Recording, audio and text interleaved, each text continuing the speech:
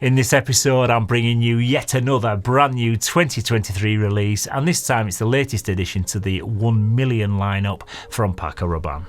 This is 1 Million Royal, which is described as an amber woody fragrance for men, and before I give you my initial first impressions of it, I just hope and pray that it smells better than the Elixir release from last year, which I thought was a terrible release, so I instantly got rid of it as soon as I reviewed it. I have kind of a hit and miss relationship or an affection for this line, because I thought the Privé and the Parfum flankers were super high quality and really interesting scents, but the rest I feel have just been a little bit meh. So to find out which side of the fence this one falls on and whether it's worth picking up, stay tuned to this episode of Mags Frags.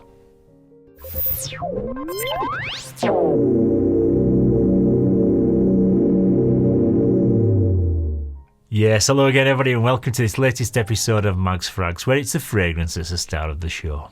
My name's Paul and today's scent of the day is 1 Million Royal, which became available just a few weeks ago in February 2023. It comes in a Parfum concentration and it's available in three sizes: a 50ml, a 100ml bottle like this one, and also a whopping 200ml bottle size, but I went straight down the middle with this 100ml size bottle, and it cost me £76.96, which I feel is not too crazy considering that it's a Parfum concentration. But still, don't be like me guys, I don't ever recommend paying full retail price for any designer fragrances that you'll be able to pick up heavily discounted in stores in just a few weeks time, but unfortunately it's the nature of the beast for me as a reviewer, I'm afraid. So having my leg lifted comes as part of the job. So no, I didn't get this sent to me for free, and I don't get paid a single penny to talk about it. I bought it from a Spanish outlet called Beauty the Shop, which I've never used before, and delivery did take almost 3 weeks to arrive from when I first placed the order, which I think is an absolute joke, to be honest. So I was starting to doubt whether it was a legit company, but thankfully my parcel did finally arrive yesterday, which was a bit of a relief, but I certainly won't be ordering from them again.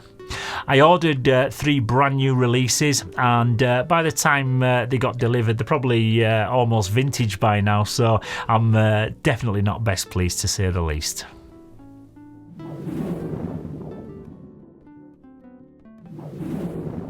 Yeah, so into the presentation, and the box is pretty much standard with what you get with all the flankers in this line, which is made from cardboard, and it comes in a gold metallic colourway with a textured inlay panel on the front.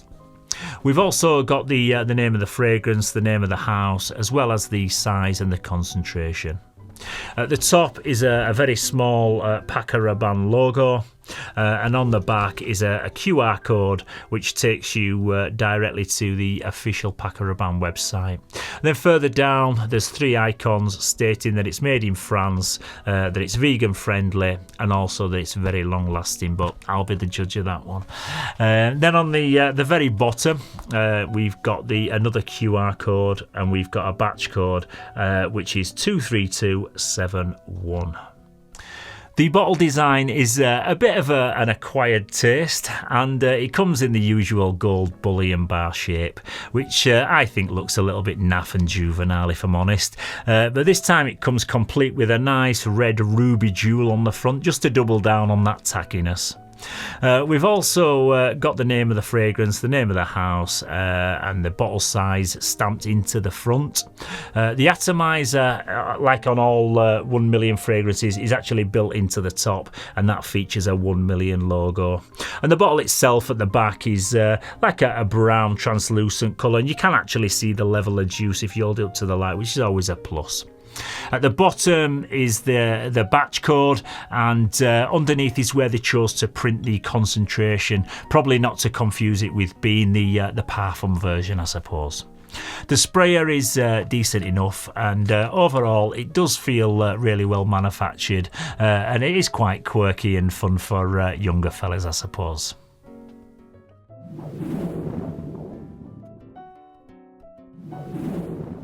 Yeah, the top notes in this are tangerine, cardamom and bergamot.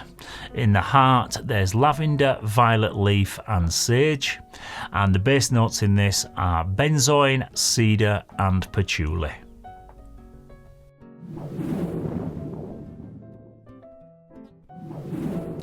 Okay, so firstly, I am pleased to say that this is a big improvement on the Elixir Flanker, which to be fair wasn't going to be too difficult anyway, but it opens up with lots of fruity sweetness, with the tangerine note kind of taking centre stage and being the most prominent note. But there is also a hint of green cardamom and the bergamot as well, and it starts out fairly fresh and bright to begin with, and I do really like the opening smell that this produces. Sure, it does have a bit of a generic synthetic designer fragrance thing going on, but it's pleasant enough and a significantly better introduction than the previous release. As it dries down, it definitely does take on a different character, and for a short time the aromatic heart notes make an appearance, and the blend of like lavender, the violet leaf and the sage brings some light wild floral accents and a bit of airiness, but as is the case with almost all 1 million fragrances, this has loads of gooey sweetness in the background, and this time it's coming from the benzoin, which kind of merges with that tangerine note up top, and you get kind of, I would say, like a plasticine type sweet smell from it, and I'd say it stays fairly sweet and playful for about an hour or two, but then things get a bit more interesting later on and into the later hours of this, because the cedar and patchouli produce a bit of a smoked wood accord, which kind of transforms it from smelling quite youthful at the beginning to more of a grown-up and masculine smelling scent further into its life. It's like it kind of ages under your nose, and I really like the opening, but the dry down is even better. Don't get me wrong, if you're a fragrance collector or an enthusiast, there's nothing in this that's going to set your world alight, but for any average guy who's just looking for a one bottle signature scent, I think this is a pretty solid release.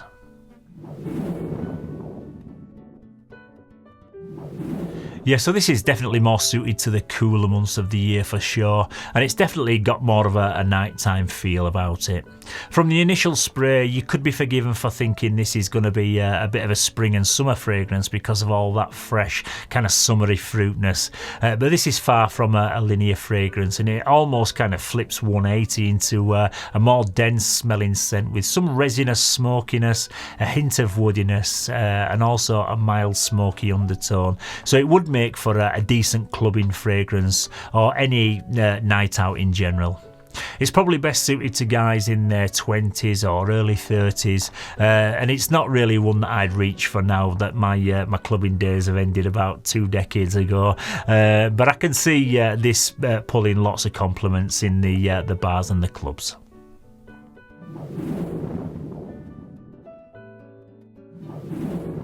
The performance on this one seems to be pretty decent, although I have only worn it a couple of times throughout yesterday and today.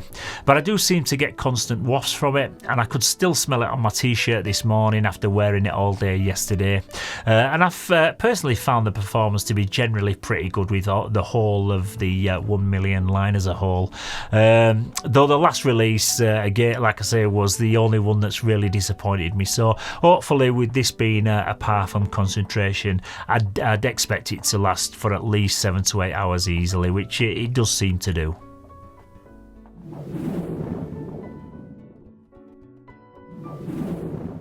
Yet overall, I'd say that this is a pretty decent release, and I think most non-hardcore fragheads will really enjoy it.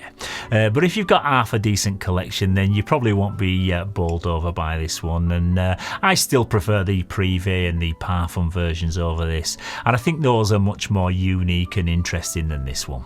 But overall, there's nothing to actively dislike about it, and it seems to perform pretty well, so I can imagine plenty of young guys smelling this on a tester strip in a high street store and really enjoying it. But for me, it's probably a 7 out of 10 fragrance. Okay, so once again, that's about it for this latest episode, but don't forget I've got another 2 brand new releases coming your way tomorrow, and then I'm going to be talking about 3 fragrances from a house that you might not have yet come across, so I'm really looking forward to introducing you to those, because they do seem very, very quirky indeed, so keep an eye out for those over the next few days. And as always, guys, if you have got any value from this video and you found it useful in any way, then please don't forget to give it a thumbs up and to subscribe to the channel. It's also great to hear all your opinions, your thoughts, your critiques on all of the fragrances that feature in these review videos, so don't forget to keep your comments coming down in the comments section. So until next time, thank you very much once again for tuning in. Stay safe, keep smelling fresh, and I'll see you very soon for another one. Bye bye for now.